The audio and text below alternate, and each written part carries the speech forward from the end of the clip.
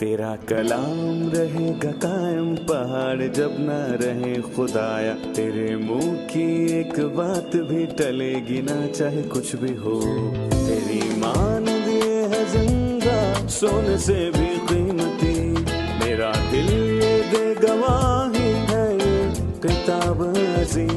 नाज़िल करे अपना कलाम, शिकस्ता दिलों को सुकून मिले, तारीखी दूर हो मेरी राहें रोशन कर। दिल अपना कलाम कसरत से ए खुदा बदल दे, रिहाई दे कसरत से फल मिला, कलाम रहेगा कायम पहाड़। अजीज नाजरीन, मैं अयाद ज़रीफ आप तमाम देखने वालों को हमारे रोज़ के बाइबली मुतालियाती प्रोग्राम की नई किस्त में खुशामदीद कहता हूँ। अभी हम दानियल की किताब का मुताला कर रहे हैं और हम 5वें बाब पर पहुंच चुके हैं।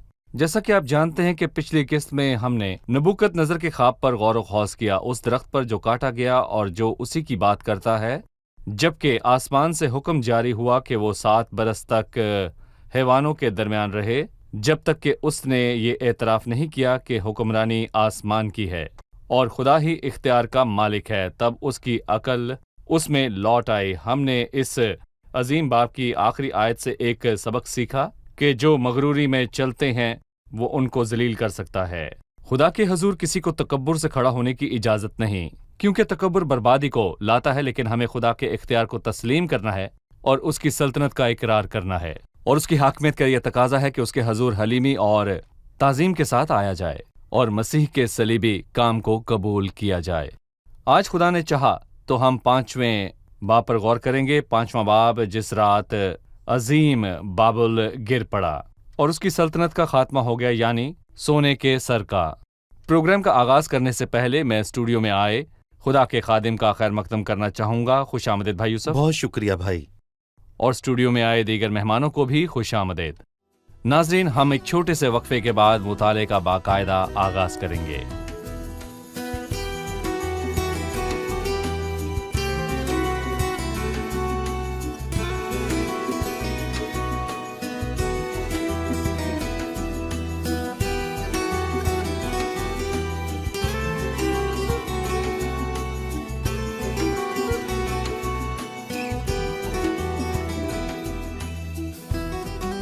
खुशामदीद भाई। आपका शुक्रिया भाई यूसुफ, हम 5वें बाब पर पहुंच चुके हैं और 5वें बाब की शुरुआत बेल्तशज़र नामी बादशाह के तस्करे से होती है। हम इस बाब में से कुछ बातों और वाक़यात के हवाले से जानना चाहते हैं। बेल्तशज़र नबूकदनज़र का पोता था। उसका बाप, जिसका तारीख में जिक्र है, नबूनीदस है, और उस वक्त नबूनीदस जो कि हकीकी बादशाह था, बैरून मुल्क था, और उस वक्त उसका बेटा जो तख्त का वारिस था, वहाँ उसका जानशीन था। ठीक है, तो वो नबूकदनज़र का पोता था। इसका मतलब है कि हम अब तक पहले मरहले यानी पहली बादशाही में ही है जो कि नबूकदनज़र की है। मैं चंद आयात पढ़ना चाहूँगा, उसके बाद आपसे सवाल करूँगा। बेल्तशज़र बादशाह ने अपने 1000 उमरा की बड़ी धूमधाम से ज़ियाफ़त की और उनके सामने मैनोशी की। बेल्तशज़र ने मै से मसरूर होकर हुक्म किया कि सोने और चांदी के ज़रूफ जो नबूकदनज़र उसका बाप यरूशलेम की हैकल से निकाल लाया था लाएं, ताकि बादशाह और उसके उमरा और उसकी बीवियां और हुरमे उनमें मै खोरी करें। तब सोने के ज़रूफ को जो हैकल से यानी खुदा के घर से जो यरूशलेम में है ले गए थे लाए, और बादशाह और उसके उमरा और उसकी बीवियों और हुरमों ने मैं पी। उन्होंने मैं पी और सोने और चांदी और पीतल और लोहे और लकड़ी और पत्थर के बुतों की हम्द की। उसी वक्त आदमियों के हाथों की उंगलियां जाहिर हुईं और उन्होंने शमादान के मुकाबिल बादशाही महल की दीवार की गिच पर लिखा, और बादशाह ने हाथ का वो हिस्सा जो लिखता था देखा। तब बादशाह के चेहरे का रंग उड़ गया और उसके ख्यालात उसको परेशान करने लगे, यहाँ तक कि उसकी कमर के जोड़ ढीले हो गए और उसके घुटने एक दूसरे से टकराने लगे। बादशाह ने चिल्ला कर कहा कि नजूमियों और कसदियों और फालगिरों को हाजिर करें। बादशाह ने बाबल के हकीमों से कहा कि इस नविश्ते को पढ़े और इसका मतलब मुझसे बयान करे। अर्गवानी खिल्लत पाएगा और उसकी गर्दन में जनी तौक पहनाया जाएगा और वो मुमलिकत में तीसरे दर्जे का हाकिम होगा। तब बादशाह के तमाम हकीम हाजिर हुए लेकिन ना उस नविश्ते को पढ़ सके और ना बादशाह से उसका मतलब बयान कर सके। गरूर की माला में एक और मोती, जिससे न सिर्फ खुदा के लोग मुतासिर हुए बल्कि खुदा के घर के बर्तन तक मुतासिर हुए। बेल्तशज़र और उसके वजीरों के इस काम के मुतालिक बताइए। मैं पहली सल्तनत में, जो कि बाबल की सल्तनत है, 13 गुना देखता हूँ, और पहला भयानक गुना बुत परस्ती है जो उस बड़ी मूरत में जाहिर होता है जो नबूकत नजर ने बनाई, और सबको उसके आगे झुकने का हुक्म दिया ताकि जब वो मूसीकी को सुने तो उसके आगे झुकें। गौर करें कि दूसरा गुना चौथे बाब में जाहिर हुआ, जब नबूकत नजर ने अपने जलाल के लिए खुद को मेमार समझकर तामीर किया, यानी कि वही उसकी जड़ और मकसद है।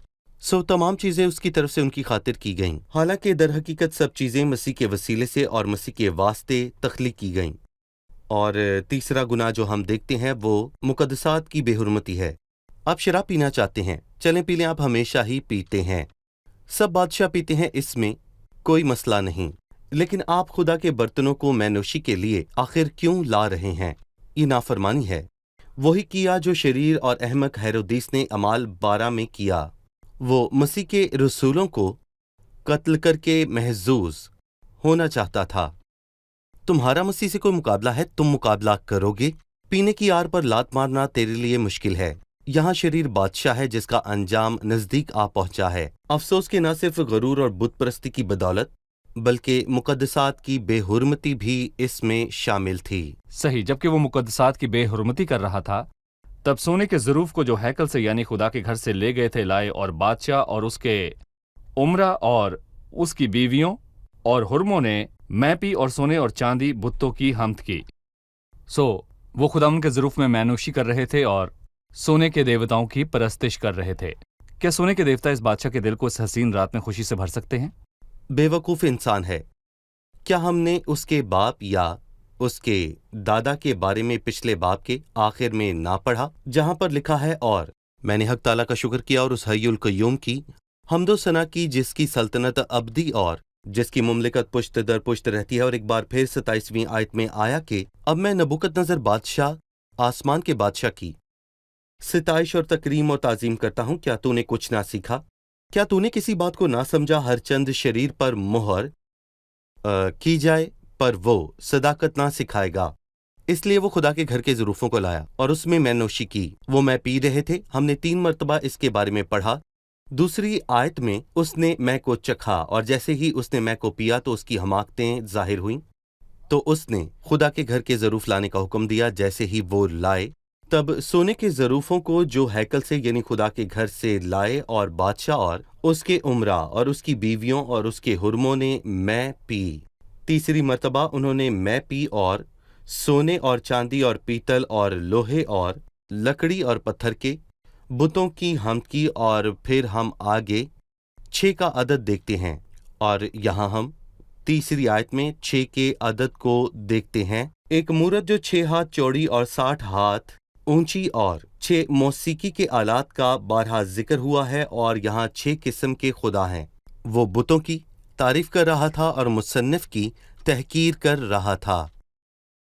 वो उसे एक पैगाम भेजेगा, एक तेज पैगंबर के हाथ। ठीक है, इससे पहले कि हम उस पैगाम को जानें कि वो क्या है, मैं मैनोशी की इबादत के मुतालिक कुछ पूछना चाहूँगा। जब उन्होंने शराब पी, वो बेखुद हुए और अपनी समझ खोने लगे, वो इबादत करने लगे। ये मैनोशी की इबादत है जो बेसमझ और नामाकूल लोग हैं, जबकि इसके बरक्स मसीही इबादत माकूल है। इन इबादत का फ़र्क बताइए। शैतान की इबादत और खुदा की इबादत। जब आप शैतान की इबादत करते हैं तो होश होने की ज़रूरत नहीं, बेहोश और नामाकूल होना ही बेहतर है अगर शैतान की इबादत करें, क्योंकि नामख्तून तो हम हैं जो खुदा के रूह की हिदायत से इबादत करते हैं। खुदा रूह है और ज़रूर है कि उसके परस्तार रूह और सच्चाई से उसकी परस्तिश करें। मैं कहूँगा कि बुत परस्ती की पहचान इससे होती है कि जब कोई दरअसल अपने आप पर काबू ना रखता हो, जबकि अपने जज्बात एहसासात पर इन्हिसार करता हो। ये बुत परस्ती है। लेकिन खुदा की इबादत, जैसा कि आपने कहा, कि एक होशमंद और माकूल इबादत का तरीका है। ٹھیک ہے بھائی یوسف، آپ نے بتایا کہ 5ویں آیت سے ایک پیغام آسمان سے نازل ہوا یا ایک پیغمبر کے ہاتھوں کے وسیلے۔ 5ویں آیت میں لکھا ہے اسی وقت آدمیوں کے ہاتھوں کی انگلیاں ظاہر ہوئیں اور انہوں نے شمعدان کے مقابل بادشاہی محل کی دیوار کے گچ پر لکھا، اور بادشاہ نے ہاتھ کا وہ حصہ جو لکھتا تھا دیکھا۔ ہاتھ کی انگلیوں اور اس کے کچھ حصے کا ظاہر ہونا۔ ہاتھ کی انگلیوں اور اس کے کچھ حصے کا ظاہر ہونے کا کیا مطلب ہے؟ اور خدا نے بادشاہ کو پیغام پہنچانے کے لیے اسی طریقے کا انتخاب کیوں کیا؟ پہلے میں شمعدان کے حوالے سے کچھ کہنا چاہوں گا۔ شمعدان وہ ہے جو نبوکد نظر یروشلم سے خدا کے گھر سے اپنے دیوتا کے گھر میں لایا تاکہ سجاوٹ کا سامان ہو، کیونکہ وہ شمعدان ہتھوڑی سے خاص سونے کا بنایا گیا تھا، یعنی کہ اسے ڈھالا نہ گیا بلکہ ہتھوڑی سے تراشا گیا۔ وہ ایک شاہکار تھا، بلکہ اس کے ساتھ ساتھ وہ شاہکار۔ خالص سونے کا تھا۔ سو میں کہوں گا کہ وہ سجاوٹ کی تکمیل کے لیے اسے اپنے دیوتا کے گھر میں لایا۔ اور شمعدان خدا کی پاکیزگی کی بات کرتا ہے کہ خدا نور ہے اور اس میں ذرا بھی تاریکی نہیں ہے۔ وہ شمعدان لایا تاکہ جب تو نشے میں چور ہو جائے تو وہ تیرے خلاف گواہی دے کہ تو کیسا احمق ہے، اور اسی لیے وہ ہاتھ ظاہر ہوا۔ نہیں، ہاتھ نہیں بلکہ ہاتھ کا حصہ جس نے لکھا۔ بلکہ میں کہوں گا کہ در حقیقت جب ہاتھ کا وہ حصہ ظاہر ہو کر لکھنے لگا تو بادشاہ کا رنگ اڑ گیا اور اس کے خیالات اسے پریشان کرنے لگے، یہاں تک کہ اس کی کمر کے جوڑ ڈھیلے ہو گئے اور اس کے گھٹنے ایک دوسرے سے ٹکرانے لگے، اور صرف ہاتھ کو دیکھ کر نہیں بلکہ ہاتھ کے ایک حصے کو بادشاہ کے محل کی دیوار کے اس کوچے پر جو شمعدان کے سامنے تھی لکھتا ہوا دیکھ کر وہ پریشان ہوا۔ جب آپ خدا کے سامنے کھڑے ہوں گے تو کیا کریں گے؟ جس روز اس عظیم تخت کے سامنے کتابیں کھولی جائیں گی، مکاشفہ 20:11، تب آپ کیا کریں گے جب آپ کے سب گناہ آپ کی آنکھوں کے سامنے لائے جائیں گے؟ اگر صرف ایک لکھتے ہوئے ہاتھ کو دیکھ کر عظیم بادشاہ، شہنشاہ جو بے مثال ہے، کانپنے لگا تو پھر عدالت کے روز کوئی کیا کرے گا؟ زبور 1 کے آخر میں لکھا ہے، صحیح ہے کہ اس لیے شریر عدالت میں قائم نہ رہیں گے، وہ قائم نہ رہیں گے اور نہ ہی نگاہ ملا سکیں گے، جیسا کہ یہاں اس بادشاہ کے ساتھ ہوا۔ یہ عدالت کا دن نہیں تھا۔ جیسے ہی اس ہاتھ کی انگلیاں بادشاہ کے محل کی دیوار کے کچ پر لکھتی ہوئی ظاہر ہوئی۔ یہ ہاتھ کے لکھنے کا منظر ہے۔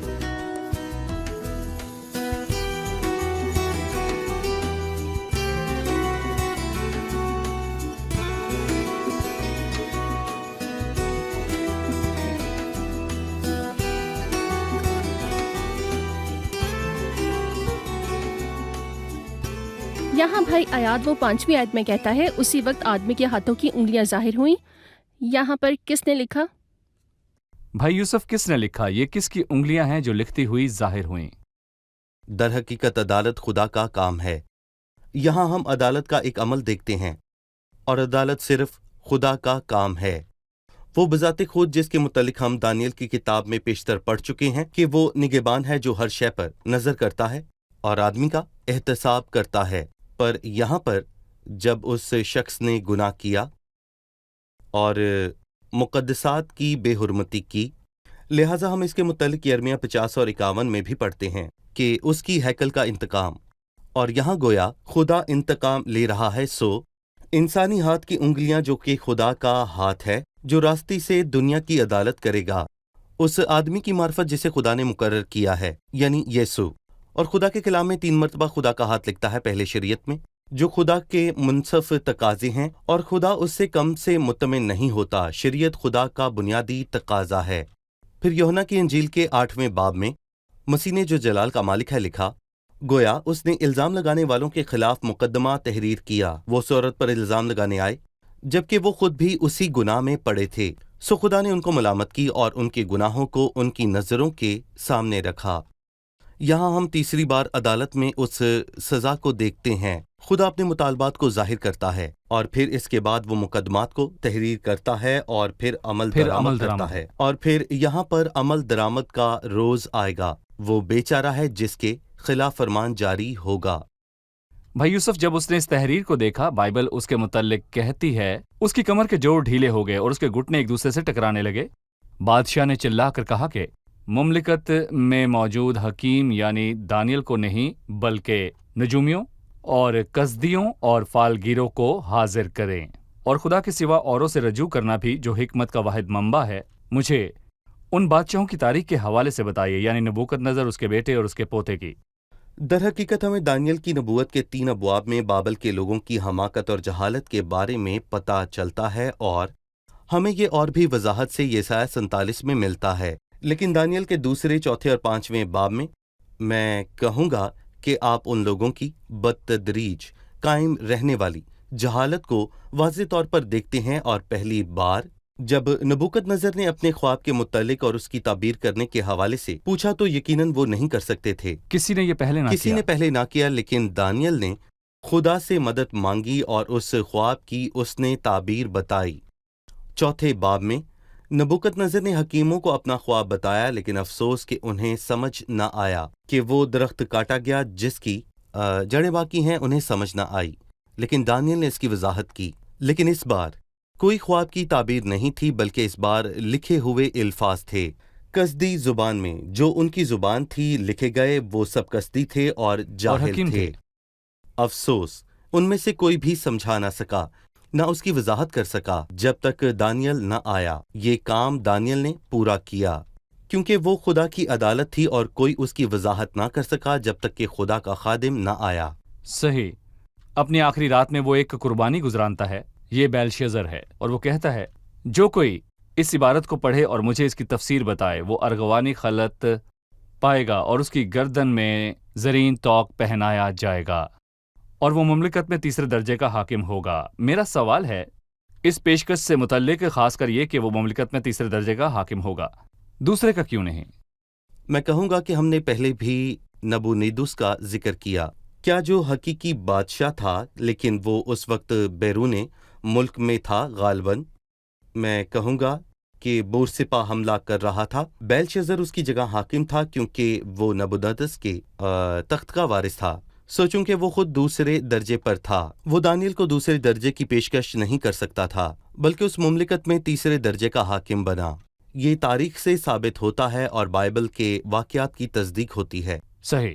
حکیم ناکام ہوئے، لیکن 10ویں آیت میں ملکہ آئی۔ اب بادشاہ اور اس کے امرا کی باتیں سن کر بادشاہ کی والدہ جشنگاہ میں آئی اور کہنے لگی، اے بادشاہ، ابد تک جیتا رہ، تیرے خیالات تجھ کو پریشان نہ کریں اور تیرا چہرہ متغیر نہ ہو۔ تیری مملکت میں ایک شخص ہے جس میں قدوس الہو کی روح ہے، اور تیرے باپ کے ایام میں نور اور دانش اور حکمت الہو کی حکمت کی مانند اس میں پائی جاتی رہی، اور اس کو نبوکت نظر بادشاہ تیرے باپ نے ساحروں اور نجومیوں اور کسدیوں اور فالگیروں کا سردار بنایا تھا، کیونکہ اس میں ایک فاضل روح اور دانش اور عقل اور خوابوں کی تعبیر اور اکتا کشائی اور حل مشکلات کی قوت تھی اسی دانیل میں جس کا نام بادشاہ نے بیلتشزر رکھا تھا۔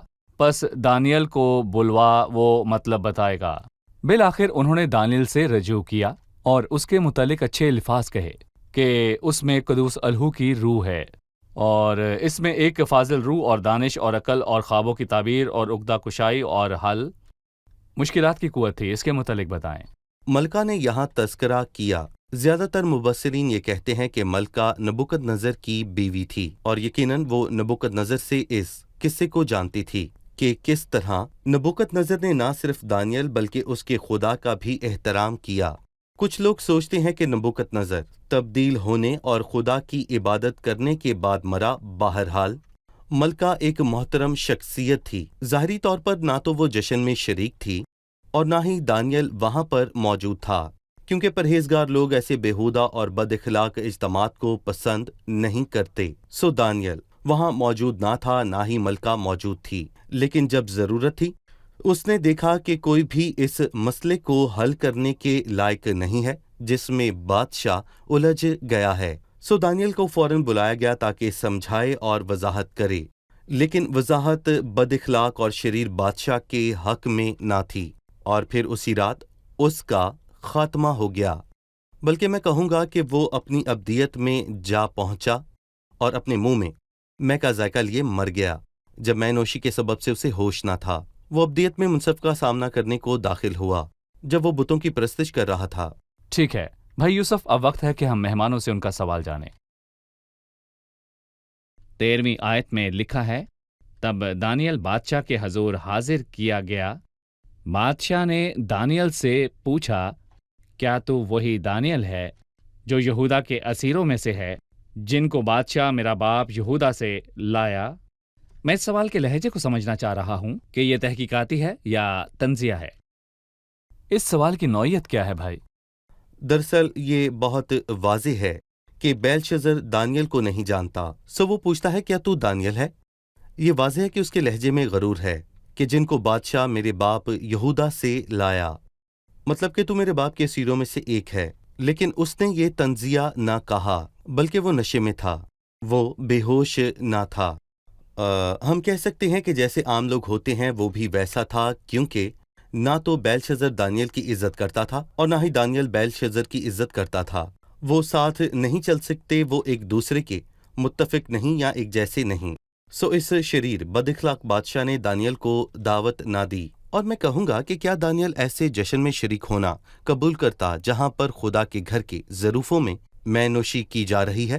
سو دانیل نے شرکت نہ کی، لیکن جب وہ آیا تو ہم دیکھتے ہیں کہ دانیل نے بادشاہ کا احترام نہ کیا۔ اگر بادشاہ نے دانیل کا احترام نہ کیا تو ہم دانیل کے جواب میں بھی یہ دیکھتے ہیں کہ اس نے شریر بد اخلاق بادشاہ کا احترام نہ کیا اور اسے توبہ کا مشورہ دیے بغیر ہی اس کی عدالت ہونے دی، جو کہ اس نے اس کے دادا نبوکت نظر کو دیا۔ شکریہ بھائی یوسف، ہم قسط کے اختتام پر پہنچ چکے ہیں۔ اب ہم مہمانوں سے ان کی رائے جانیں گے۔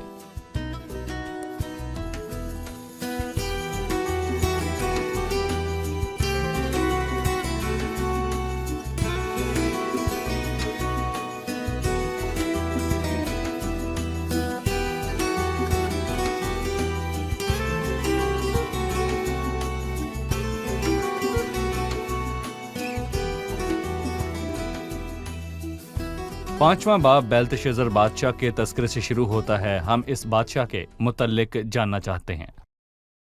بیلتشزر نبوکت نظر کا پوتا ہے۔ اس کے باپ کا نام نبونیدوس تھا۔ وہ کسی وجہ سے ملک سے باہر تھا اور ملک پر بیلتشزر کی حکمرانی تھی۔ ٹھیک ہے، شکریہ۔ 5ویں آیت میں ہے، اسی وقت آدمی کے ہاتھوں کی انگلیاں ظاہر ہوئیں اور انہوں نے شمعدان کے مقابل بادشاہی محل کی دیوار کے گج پر لکھا۔ انسانی ہاتھ کا ظاہر ہونا اور بادشاہ پر عدالت کے فرمان کو لکھنا، اس میں ہم کیا دیکھتے ہیں؟ معلوم ہوتا ہے کہ عدالت خدا کا کام ہے۔ ہم خدا کے کلام سے جانتے ہیں کہ بائبل میں ایسا 3 مرتبہ ہوا کہ جہاں خدا نے لکھا۔ ابتدا میں خدا نے شریعت کو لکھا، جس میں ہم خدا کے مطالبات کی بنیادی حد دیکھتے ہیں کہ اس کے قوم سے کیا تقاضے ہیں۔ دوسری مرتبہ یوحنا 8 میں جب مسیح نے زمین پر لکھا، ہم اس میں مقدمہ چلانے کی بات کو دیکھتے ہیں۔ تیسری مرتبہ یہی ہے جہاں ہم عدالت ہی کو دیکھتے ہیں۔ لہٰذا خدا نے قانون بنایا، پھر مقدمہ تحریر کیا، اور پھر جس کسی نے بھی قانون کو توڑا اس پر عدالتی کارروائی کی۔ صحیح، ٹھیک ہے۔ بالکل۔ ہمیں بیلتشزر بادشاہ کی پیشکش کے متعلق بتایا گیا کہ جو کوئی اس تحریر کی وضاحت کرے گا وہ ارغوانی خلت پائے گا اور اس کی گردن میں زریں طوق پہنایا جائے گا اور وہ مملکت میں تیسرے درجے کا حاکم ہوگا۔ اس کے متعلق مزید بتائیں۔ کیونکہ پہلا بادشاہ نیبونیدس، دوسرا بادشاہ بیلشزر تھا، سو انعام یہ تھا کہ وہ تیسرے درجے کا حاکم ہوگا جو کہ دانیل یعنی بیلشزر ہوتا۔ جی ٹھیک ہے، کیا کہیں گے بالکل، بھائی یوسف؟ صحیح۔ ٹھیک ہے، تمام مہمانوں کا شکریہ۔ بھائی یوسف آپ کا خدا بھی کو شکریہ۔ برکت دے۔ عزیز ناظرین، آج کی قسط میں ہم نے جانا کہ یہ بد اخلاق اور شریر بادشاہ بیلتشزر، جس نے خدا کے گھر کے ظروف کی بے حرمتی کی، اور نہ صرف یہ بلکہ اس کے آگے شمعدان تھا، سونے کا شمعدان، جو نبوکت نظر خدا کے گھر سے لایا تھا، اور جو مسیح کی ذات کی علامت ہے، جو دنیا کا نور ہے۔ مسیح جو رہنمائی کی خاطر آیا، اس بادشاہ نے اپنے غرور کے سبب خدا کے گھر کے ظروف کی بے حرمتی کی، لہٰذا اس پر عدالت کا فرمان جاری کیا گیا۔ جس رات وہ لطف اور لذت میں ڈوبا تھا، اس واقعے سے ہمیں اس بات کا اشارہ ملتا ہے جو کہ مسیح ہے، جو دنیا کا نور ہے، جو دنیا کو بخشا گیا۔ ایسے بہت لوگ ہیں جو اپنے کاموں سے مسیح کی بے حرمتی کرتے ہیں، اور ایسے بھی ہیں جو اپنی باتوں سے مسیح کی توہین کرتے ہیں، اور ایسے بھی ہیں جو مسیح کی صلیبی کام کا انکار کر کے اس کی توہین کرتے ہیں۔ مسیح دنیا کا نور ہے۔ کلام مقدس میں لکھا ہے کہ وہ نور ہے جو ہر آدمی کو روشن کرتا ہے، چاہے آپ تاریکی میں ہو، گناہوں کی ظلمت کیسی ہی بڑی کیوں نہ ہو، چاہے آپ کی زندگی میں کتنی ہی خرابی کیوں نہ ہو، تو مسیح آپ کی زندگی کو روشن کر سکتا ہے، بشرطے ایمان سے اسے قبول کریں۔ اور اس اندھے جنم کے اندھے کی مانند جس نے یوحنا 9 میں کہا کہ میں اندھا تھا اب دیکھتا ہوں، لہٰذا میرے عزیزو، ان باتوں کو حقیر مت جانے، بلکہ خدا کا کلام جیسا ہے اسے اسی طور پر لیں، کیونکہ ان باتوں کا تعلق آپ کی ابدی منزل سے ہے۔ اگلی قسط میں آپ سے پھر ملاقات ہوگی۔ خداوند آپ کو برکت دے۔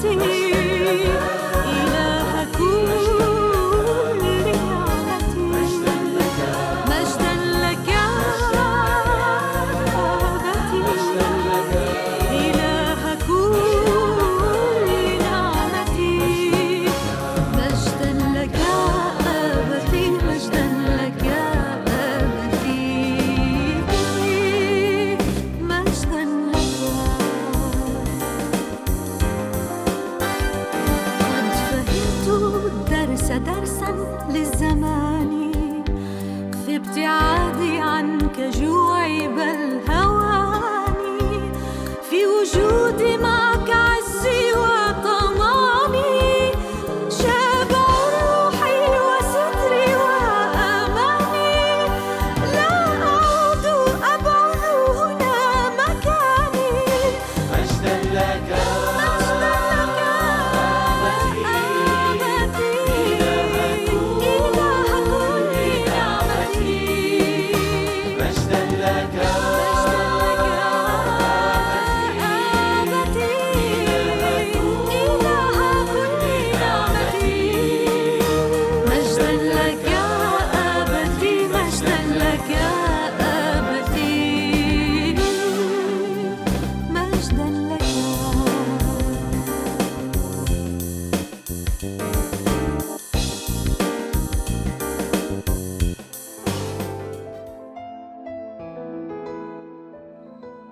تیرا کلام رہے گا قائم پہاڑ جب نہ رہے خدایا، تیرے منہ کی ایک بات بھی ٹلے گی نہ چاہے کچھ بھی ہو، تیری مان دیے ہے زندہ سونے سے بھی قیمتی، میرا دل یہ دے گواہی ہے یہ کتاب عظیم، نازل کرے اپنا کلام شکستہ دلوں کو سکون ملے، تاریکی دور ہو میری راہیں روشن کر، دل اپنا کلام کثرت سے اے خدا بدل دے، رہائی دے کثرت سے پھل میں لاؤ، کلام رہے گا قائم پہاڑ جب نہ رہے خدایا، تیرے منہ کی ایک بات بھی ٹلے گی نہ چاہے کچھ بھی ہو۔